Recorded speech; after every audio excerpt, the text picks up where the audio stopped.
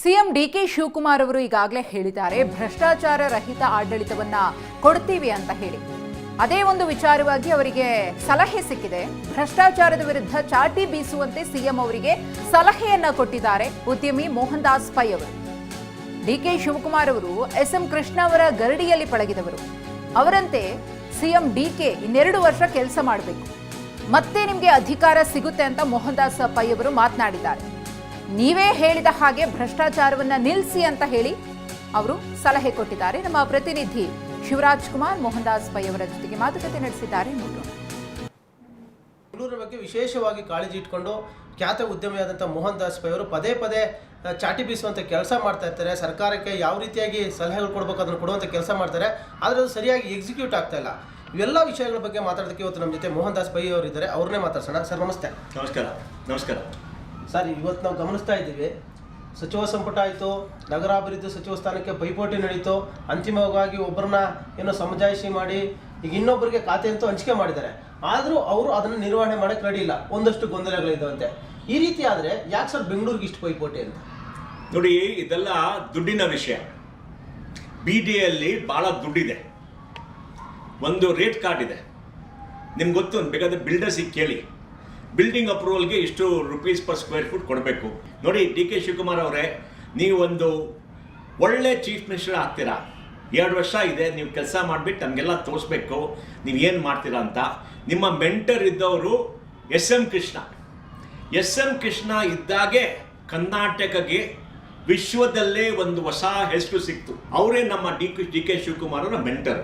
ಅದಕ್ಕೆ ನಾನು DK ಶಿವಕುಮಾರ್ ಅವರ ನಮ್ಮ ಚೀಫ್ ಏನಂತೀನಂದರೆ, ಅವ್ರಿಗಿಂತ ಜಾಸ್ತಿ ನೀವು ಕೆಲಸ ಮಾಡಬೇಕು, ಅವ್ರಿಗಿಂತ ಜಾಸ್ತಿ ನಿಮ್ಮ ಹೆಸರು ಇರಬೇಕು.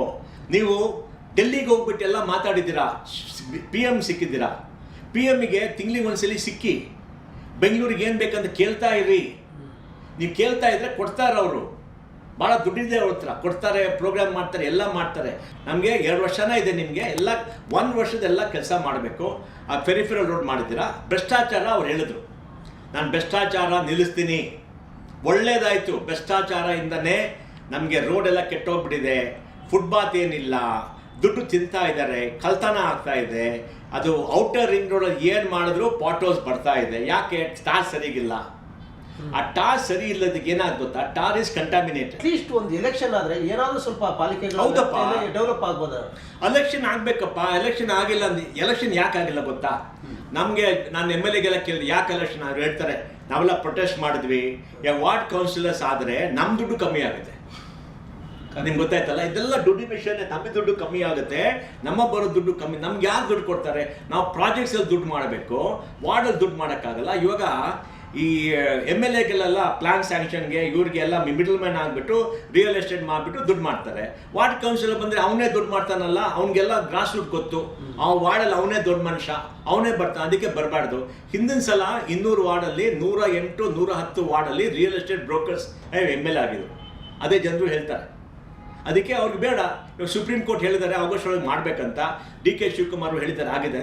ಇವಾಗ ಆಗ್ಬೋದು, ಆದರೆ ಆಗೋ ಮುಂಚೆ SIR ಆಗಬೇಕು. SIR ಆಗಬೇಕು. ಯಾಕಂದರೆ ಆ ವೋಟಿಂಗ್ ಲಿಸ್ಟಲ್ಲಿ ಜನರು ಯಾರು ಸತ್ತೋಗಿದ್ದಾರೋ, ಯಾರು ಬಿಟ್ಟಿದ್ದಾರೋ ಭಾಳ ಜನರಿದೆ. ಅದಕ್ಕೆ 50-53% ವೋಟಿಂಗ್ ಆಗೋದು. ಯಾಕಂದರೆ ಅಷ್ಟು ಜನರಿಲ್ಲ.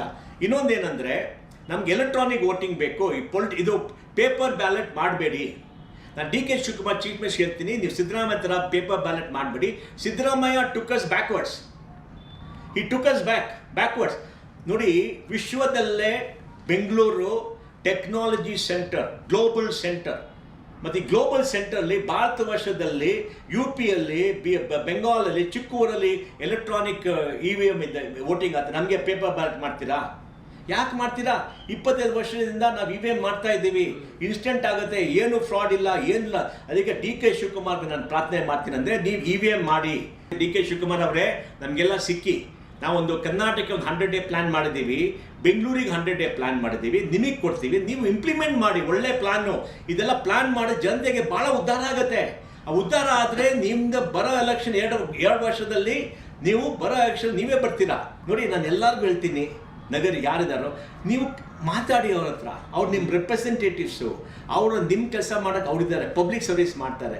ಅವ್ರಿಗೆ ಎಲೆಕ್ಷನಿಗೆ ಸ್ವಲ್ಪ ಸಹಾಯ ಮಾಡಿ, ದುಡ್ಡು ಕೊಡಿ. ಎಲ್ಲೋ ಬೇಕು ಅವರು. ಎಲೆಕ್ಷನ್ ಮಾಡಕ್ಕೆ ಭಾಳ ಖರ್ಚು ಮಾಡಬೇಕು, ಸರಿ ತಾನೆ? ಅದೇ ಬ್ಯೂರೋಕ್ರಾಟಿಕ್ ಕರಪ್ಷನ್ ನಾಟ್ ಅಕ್ಸೆಪ್ಟಬಲ್. ಸಾಕಷ್ಟು ಸಲಹೆಗಳನ್ನು ಕೊಟ್ಟಿದ್ದಾರೆ CM DK ಶಿವಕುಮಾರ್. ನಿಜವಾಗ್ಲೂ ಕೂಡ ಈ ಒಂದಷ್ಟು ಸಲಹೆಗಳನ್ನು ತೆಗೆದುಕೊಂಡು ಎಕ್ಸಿಕ್ಯೂಟ್ ಮಾಡಿದ್ರೆ ಬೆಂಗಳೂರು ಮತ್ತಷ್ಟು ಉದ್ಧಾರ ಆಗುತ್ತೆ.